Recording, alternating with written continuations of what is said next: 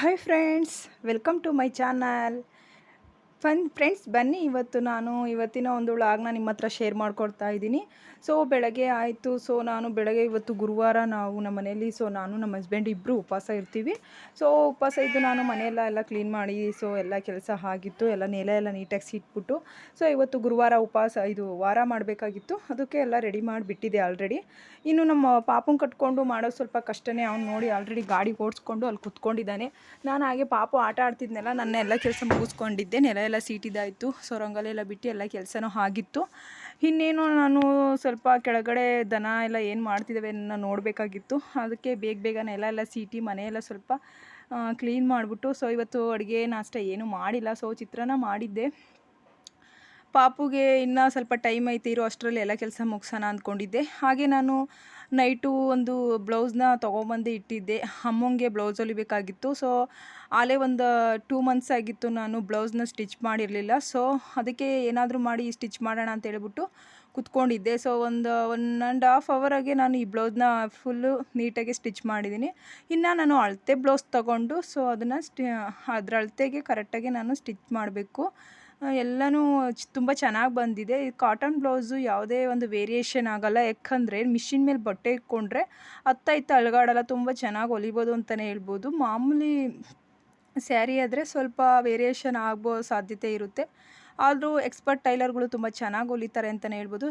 ನಾನು ನನ್ನ ತಕ್ಕಮಟ್ಟಿಗೆ ಹೊಲಿತೀನಿ ಅಂತ ಹೇಳ್ತಾ ಇದ್ದೀನಿ. ನೋಡಿ, ತುಂಬ ಚೆನ್ನಾಗಿ ಬಂದಿತ್ತು ಬ್ಲೌಸು. ಹಾಗೆ ನಾನು ಮತ್ತೊಂದು ಬ್ಲೌಸ್ನ ಕಟ್ ಮಾಡಬೇಕಾಗಿತ್ತು. ಟೈಮ್ ಇರಲಿಲ್ಲ. ಏನಾದರೂ ಮಾಡಿಬಿಟ್ಟು ಈ ಬ್ಲೌಸ್ನ ಕಂಪ್ಲೀಟ್ ಮಾಡೋಣ ಅಂತ ಹೇಳ್ಬಿಟ್ಟು ಬ್ಲೌಸೆಲ್ಲ ಹೊಲ್ದು ಎತ್ತಿಟ್ಟೆ. ಹಾಗೆ ಉಕ್ಸ್ ಹಾಕಬೇಕಾಯಿತು. ಉಕ್ಸು ಇನ್ನೂ ನಾಳೆ ಎಲ್ಲ ಕೆಲಸ ಇರಲ್ಲ. ಆರಾಮಾಗಿ ಫ್ರೀ ಇದ್ದಾಗ ಉಕ್ಸ್ ಹಾಕ್ಕೊಳ್ಳೋಣ ಅಂತ ಹೇಳ್ಬಿಟ್ಟು ಬ್ಲೌಸ್ನ ಹೊಲ್ದು ಎತ್ತಿಟ್ಟೆ. ಇನ್ನು ನಮ್ಮ ಪಾಪ ಏನಾದರೂ ಮಾಡಿ ಪಾಪುಗೆ ಆಟ ಸಾಮಾನು ಕೊಡಬೇಕು. ಯಾಕಂದರೆ ಅವನು ಬಡ್ಕೊತಾ ಇರ್ತಾನೆ. ಆಲ್ರೆಡಿ ಮಿಷಿನ್ ಬಂದು ನಿಂತಿದ್ದಾನೆ. ಏನಾದರೂ ಸಿಗುತ್ತಾ ಇಲ್ಲ, ಮಿಷಿನ್ ಎಳೆಯೋದ ಹಿಂದೆ ಮುಂದೆ ಮಾಡ್ತಾ ಇರ್ತಾನೆ. ಸ್ಟಿಚ್ಚು ವೇರಿಯೇಷನ್ ಆಗುತ್ತೆ. ಎಷ್ಟು ಹೊಡೆದ್ರೂ ಹೇಳಿದ ಮಾತು ಕೇಳಲ್ಲ. 3 ಹೊತ್ತು ಮಿಷಿನ ಹತ್ರನೇ ನಿಂತಿರ್ತಾನೆ. ನೀವು ನೋಡ್ತಾ ಇರ್ಬೋದು. ಆಲ್ರೆಡಿ ಮಿಷಿನ್ ತುಳಿಯೋಕ್ಕೆ ಬಂದು ನಿಂತಿದ್ದಾನೆ. ಇನ್ನು ನಾನು ಹೊಡಿತೀನಿ ಅಂತ ಹೇಳ್ಬಿಟ್ಟು ಸೈಡಿಗೆ ಹೋಗ್ತಾ ಇದ್ದಾನೆ. ನೋಡಿ, ಯೋಚನೆ ಮಾಡ್ತಿದ್ದಾನೆ ಏನು ಮಾಡೋದು ಅಂತ ಹೇಳ್ಬಿಟ್ಟು. ನಾನು ಬೈದರೆ ಅವ್ನು ನನಗೆ ಬೈತಾನೆ. ನಿನ್ನ ಹೆಸ್ರೇನು ಅಂದ್ರೂ ಸಹ ಹೇಳ್ತಾನೆ. ಎಲ್ಲನೂ ಮಾತಾಡ್ತಾನೆ. ತುಂಬ ಚೆನ್ನಾಗಿ ಕ್ಯೂಟಾಗಿ ಮಾತಾಡ್ತಾ ಇರ್ತಾನೆ. ಹಾಡು ಹೇಳ್ತಾನೆ. ನೀವು ನೋಡ್ಬೋದು ಅವನು ಯಾವ ಥರ ಮಾಡ್ತಾ ಇದ್ದಾನೆ ನೋಡಿ. ಇವಾಗ ಅವನು ಮಿಷಿನ್ ಹತ್ರ ಕುತ್ಕೊಂಡು ಬಟ್ಟೆ ಹೊಲಿಬೇಕು. ಅದಕ್ಕೋಸ್ಕರ ಕಾಯ್ತಾ ಇದ್ದಾನೆ. ಆದರೆ ನಾನು ಬಿಡ್ತಾ ಇಲ್ಲ. ಅವನು ಹೋಗ್ತಾ ಇಲ್ಲ. ನಾನು ಅಲ್ಲೇ ನಿಂತಿರೋದ್ರಿಂದ ಅವನು ಅಲ್ಲೇ ನಿಂತ್ಕೊಂಡಿದ್ದಾನೆ. ಹೋಗು ಅಂದರೂ ಹೋಗ್ತಿಲ್ಲ.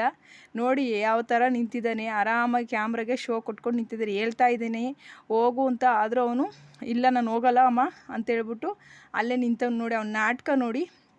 ಇನ್ನು ನಾನು ಮಿಷಿನ್ ಹತ್ರ ಬಿಡಲ್ಲ. ಯಾಕಂದರೆ ಸ್ಟಿಚ್ಚು ವೇರಿಯೇಷನ್ ಆಗುತ್ತೆ. ಮೊನ್ನೆ ತಾನೇ ಸ್ಟಿಚ್ಚು ಸರಿಯಾಗಿ ಬೀಳ್ತಿಲ್ಲ ಅಂದ್ಬಿಟ್ಟು ನಾನು ಅದನ್ನು ಮಿಷಿನ್ನ ತೊಗೊಂಡೋಗಿ ರೆಡಿ ಮಾಡಿಸ್ಕೊಂಬಂದೆ. ಈಗ ಸ್ಟಿಚ್ಚು ತುಂಬ ಚೆನ್ನಾಗಿ ಬೀಳ್ತಿತ್ತು. ಅದಕ್ಕೋಸ್ಕರ ಅವ್ನು ಮಿಷಿನ್ ಹತ್ರ ಬಿಟ್ಟರೆ ಏನಾದರೂ ಮಾಡ್ತಾನೆ ಅಂತ ಹೇಳ್ಬಿಟ್ಟು ಅವ್ರ ಅಪ್ಪಂಗೆ ಹೇಳಿದೆ. ಅವ್ರ ಅಪ್ಪ ಬಂದು ಕರ್ಕೊಂಡು ಹೋಗ್ತೀನಿ ಅಂತ ಹೇಳ್ಬಿಟ್ಟು ಕರ್ಕೊಂಡೋಗಿ ಬಂದರೆ, ಆದರೂ ಅವನು ಕ್ಯಾಮ್ರದ ಮುಂದೆನೇ ನಿಂತ್ಕೊಂಡು ಬೈತಾ ಇದ್ದ ನನಗೆ. ಅದಕ್ಕೆ ಅವರಪ್ಪ ಹೇಳ್ತಾಯಿದ್ರು ಚೆನ್ನಾಗಿ ಬೈಸ್ಕೊ ಅಂತ ಹೇಳ್ಬಿಟ್ಟು. ಹೀಗೆ ತುಂಬ ತೀಟೆ ಮಾಡ್ತಾನೆ. ನಾನು ಮಿಷಿನಲ್ಲಿ ವೈರ್ ಇರುತ್ತಲ್ಲ ಅದನ್ನು ಕಳ್ಚಿಬಿಟ್ಬಿಟ್ಟೆ. ಇನ್ನು ನಾನು ಹಸುಗಳಿಗೆಲ್ಲ ಹುಲ್ಲು ಹಾಕಬೇಕಾಯಿತು. ಆಲೇ ಒಂದು 10 ಆಗಿತ್ತು. ಇನ್ನು ಹುಲ್ಲು ಹಾಕ್ಬಿಟ್ಟು ಬೇಗ ಬಂದ್ಬಿಡೋಣ, ಇವತ್ತು ಪೂಜೆ ಬೇರೆ ಮಾಡಬೇಕು ಗುರುವಾರ ಅಂತ ಹೇಳ್ಬಿಟ್ಟು ಹೋಗಿದ್ದೆ. ಹಾಗೆ ಅಲ್ಲಿ ನಮ್ಮ ಮೈದಾ ಅವರು ಅಂದರೆ ಓರಿ ಕರುಗಳನ್ನ ಅವರು ಉಳುಮೆ ಮಾಡೋದನ್ನ ಅಲ್ಲಿ ರಿಯಲ್ಸ್ ಅಂದರೆ ಅವ್ರಿಗೆ ಏನಪ್ಪ ಹೇಳ್ಕೊಡ್ತಾರೆ ಅಂತಾರಲ್ಲ, ಅದನ್ನು ಮಾಡ್ತಾಯಿದ್ರು. ನಾನು ಅಲ್ಲಿ ನಿಂತ್ಕೊಂಡು ವಿಡಿಯೋ ಮಾಡ್ತಿದ್ದೆ. ಅದನ್ನು ಅವ್ರು ನೋಡಲಿಲ್ಲ ಅವರು. ಹಾಗೆ ನಮ್ಮ ನಾಯಿಗಳಂತೂ ತುಂಬ ಬಿಸಿಲು, ಅವಕ್ಕೆ ಒಳಗಡೆ ಇರೋಕ್ಕಲ್ಲ. ಅದಕ್ಕೋಸ್ಕರ ಮಾವಿನ ಗಿಡ ನೆರಳಲ್ಲಿ ಆರಾಮಾಗಿ ಮಲಗಿಬಿಟ್ಟಿದ್ದಾವೆ. ಅಲ್ಲಿ ನಮ್ಮ ಮುನಿಯಪ್ಪನ ದೇವಸ್ಥಾನ ಪೂಜೆ ಮಾಡಿದ್ದೋ. ಇನ್ನೂ ನಾವು ಮುನಿಯಪ್ಪನ ದೇವಸ್ಥಾನ ಕಟ್ಟಿಸ್ಬೇಕು. ಅಷ್ಟರಲ್ಲಿ ನಮ್ಮ ಪಾಪು ಬಡ್ಕೊತಾ ಇದ್ದೋ. ಸರಿ, ನಾನು ಹುಲ್ಲು ಹಾಕ್ಬಿಟ್ಟು ಮನೆ ತಕ್ಕ ಹೋಗಬೇಕು. ಇನ್ನು ಮೋಟ್ರ್ ಲೈನ್ ಕರೆಂಟ್ ಬಂದಿತ್ತು, ಬಿಡಬೇಕು ಅಂತ ಹೇಳ್ಬಿಟ್ಟು ಬೇಗ ಹೋಗ್ತಾ ಇದ್ದೆ. ಇನ್ನು ನಮ್ಮ ಪಾಪು ಅಂತೂ ತುಂಬಾ ಹೇಳ್ತಿದ್ದ.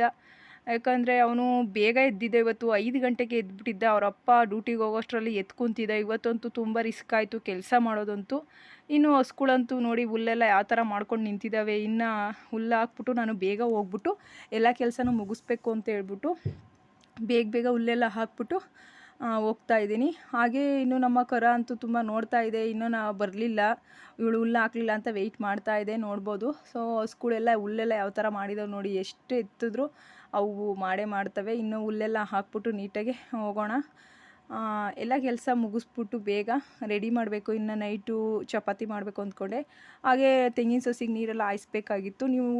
ನಾನೊಂದು ಹೇಳಬೇಕು ಅಂತ ತುಂಬ ದಿವಸದಿಂದ, ಯಾಕಂದರೆ ತುಂಬ ದಿವಸದಿಂದ ವೆಯ್ಟ್ ಮಾಡ್ತಿದ್ದೆ. ನಮ್ಮ ಒಂದು 800,000 ತೆಂಗಿನ ಸಸಿನ ನಾವು ನಾಟಿ ಮಾಡಿದ್ದೋ. ತುಂಬ ಚೆನ್ನಾಗಿ ಬಂದಿದ್ದೇವೆ. ನಾವು ಮಾರೋಕ್ಕೋಸ್ಕರನೇ ನಾವು ತೊಗೊಂಬಂದು ತೆಂಗಿನಕಾಯಿನ ನಾಟಿ ಮಾಡಿದ್ದೋ. ಸೊ ತೆಂಗಿನ ಗಿಡ ಬೇಕು ಅಂದರೆ ನೀವು ದಯವಿಟ್ಟು ಫೋನ್ ಮಾಡಿ, ಅಂದರೆ ಲಿಂಕ್ ಕಳಿಸಿ. ಸೊ ನಾವು ನಿಮಗೆ ತೆಂಗಿನ ಸಸಿನ ತುಂಬ ಕಡಿಮೆ ದರದಲ್ಲಿ ಕೊಡ್ತೀವಿ ಅಂತಲೇ ಹೇಳ್ಬೋದು. ಯಾಕಂದರೆ ಈ ಮಳೆಗಾಲ ಬೀಳ್ತಿದ್ದಂಗೆ ತೆಂಗಿನ ಸಸಿ ನಾವು ಆಲ್ರೆಡಿ ಮಾರಾಟಕ್ಕೆ ಇಕ್ಕಿದ್ದೀವಿ. ಯಾರು ಬೇಕಾದರೂ ತೆಂಗಿನ ಸಸಿ ಬೇಕಾದಲ್ಲಿ ಸೊ ನಮಗೆ ಫೋನ್ ಮಾಡಿ, ಇಲ್ಲ ಲಿಂಕ್ ಕಳಿಸಿ ಅಥವಾ ಕರೆ ಮಾಡಿ ಅಂತಲೇ ಕೇಳ್ಕೊತೀನಿ. ಯಾಕಂದರೆ ತುಂಬ ಕಡಿಮೆ ದರದಲ್ಲಿ ನಾವು ತೆಂಗಿನ ಸಸಿನ ಕೊಡ್ತಾ ಇದ್ದೀವಿ. ಯಾಕಂದರೆ ತುಂಬಾ ಸಸಿ ಉದ್ದ ಆದಮೇಲೆ ಅದು ಮೇಂಟೈನ್ ಮಾಡೋದು ತುಂಬ ಕಷ್ಟ. ಯಾಕಂದರೆ ಕೆಲವ್ರಿಗೆ ತೆಂಗಿನ ಸಸಿ ಸಿಗ್ತಾ ಇರಲ್ಲ, ಒಳ್ಳೆಯ ತೆಂಗಿನ ಸಸಿ ಅಂತಲೇ ಹೇಳ್ಬೋದು. ಇದು ಆಲೆ ಒಂದು 20 ವರ್ಷದ ಮರದಿಂದ ಕಿತ್ತಿರುವಂಥ ತೆಂಗಿನಕಾಯಿಯ ತೆಂಗಿನಕಾಯಿಯಿಂದ ನಾಟಿ ಮಾಡಿದ್ದೀವಿ. ಯಾಕಂದರೆ ಸಣ್ಣ ಪುಟ್ಟ ವರ್ಷ ಆದರೆ ತುಂಬ ಚೆನ್ನಾಗಿ ಬರೋಲ್ಲ ಫಸಲು ಅಂತ ಹೇಳ್ಬಿಟ್ಟು, ತುಂಬ ಒಂದು 20 ವರ್ಷನೇ ಆಗಿದೆ ಹಳೆ ಗಿಡದಿಂದ ಕಿತ್ಕೊಂಬಂದ್ಬಿಟ್ಟು ನಾವು ಕಾಸು ಕೊಟ್ಬಿಟ್ಟು ತೊಗೊಂಬಂದು ನಾಟಿ ಮಾಡಿರೋವಂಥದ್ದು. ನೀವು ನೋಡ್ತಾ ಇರ್ಬೋದು, ತೆಂಗಿನ ಸಸಿ ಯಾವುದೇ ಒಂದು ಕಲ್ಮಶ ಇಲ್ದಂಗೆ ತುಂಬ ಚೆನ್ನಾಗಿ ಬರ್ತವೆ ಅಂತ ನಾನು 100% ಕೊಡ್ತೀನಿ. ಯಾಕಂದರೆ ನಿಮ್ಗೇನಾದ್ರು ತೆಂಗಿನ ಸಸಿ ಬೇಕಾದಲ್ಲಿ ದಯವಿಟ್ಟು ಬಂದು ಸೊ ನೀವು ತೊಗೊಬೋದು. ತುಂಬ ಕಡಿಮೆ ರೇಟಿಗೆ ಕೊಡ್ತೀವಿ ಅಂತಲೇ ಹೇಳ್ಬೋದು. ನೀವು ನೋಡ್ಬೋದು, ನಾನು ತೋರಿಸ್ತಾ ಇದ್ದೀನಿ ವಿಡಿಯೋದಲ್ಲಿ. ತುಂಬ ಚೆನ್ನಾಗಿ ಬಂದಿದ್ದಾವೆ ತೆಂಗಿನ ಸಸಿ. ಸುಮಾರು ಒಂದು 800ರಿಂದ 1000 ತೆಂಗಿನ ಸಸಿ ನಾಟಿ ಮಾಡಿದ್ದೀವಿ. ಏನಾದರೂ ಬೇಕಾದಲ್ಲಿ ಸೊ ನೀವು ದಯವಿಟ್ಟು ನನಗೆ ಲಿಂಕ್ ಕಳಿಸಿ ಅಥವಾ ಕಮೆಂಟ್ಸ್ ಮಾಡಿ ಅಂತ ಕೇಳ್ಕೊತೀನಿ. ಹಾಗೆ ನಾನು ತೆಂಗಿನ ಸಸಿಗೆಲ್ಲ ನೀರು ಹಾಯಿಸ್ಬೇಕಾಯಿತು. ನೀವು ನೋಡಿದ್ರೆ ಅತಿಯಾದ ಬಿಸಿಲಿಂದ ಸೊ ತೆಂಗಿನ ಸಸಿನೂ ಬಾಡೋ ಪರಿಸ್ಥಿತಿ ಬಂದಿದೆ. ತೆಂಗಿನ ಗಿಡಕ್ಕೇನು ಅಷ್ಟು ನೀರಿನ ಅವಶ್ಯಕತೆ ಇಲ್ಲ, ಆದರೂ ಸಹ ನಾವು ಬಿಡಬೇಕು ಅಂತ ಹೇಳ್ಬಿಟ್ಟು ಬಿಡ್ತಾ ಇದ್ದೆ. ಹಾಗೆ ನಮ್ಮ ಪಾಪುನು ಕರ್ಕೊಂಬಂದಿದ್ದೆ. ತುಂಬ ಒಣಗಿದ್ದಾವೆ ನೋಡಿ ತೆಂಗಿನ ಸಸಿ, ತುಂಬಾ ಬಾಡ್ದಂಗೆ ಕಾಣ್ತಾ ಇದ್ದಾವೆ. ಸೊ ವಾರಕ್ಕೊಂದ್ಸಲ ನಾವು ಬಿಡ್ತೀವಿ, ಏನು ಡೈಲಿ ಬಿಡಲ್ಲ ನಾವು, ವಾರಕ್ಕೊಂದ್ಸಲ ಬಿಡ್ತೀವಿ ಅಂತ ಹೇಳ್ತಾ ಇದ್ದೀನಿ. ಯಾಕಂದರೆ ಡೈಲಿ ಬಿಡ್ತೀವಿ ಅಂತ ಹೇಳಿದ್ರೆ ತೆಂಗಿನ ಸಸಿ ಈ ರೀತಿ ಇರಲ್ಲ, ಇನ್ನೂ ಚೆನ್ನಾಗಿರುತ್ತೆ.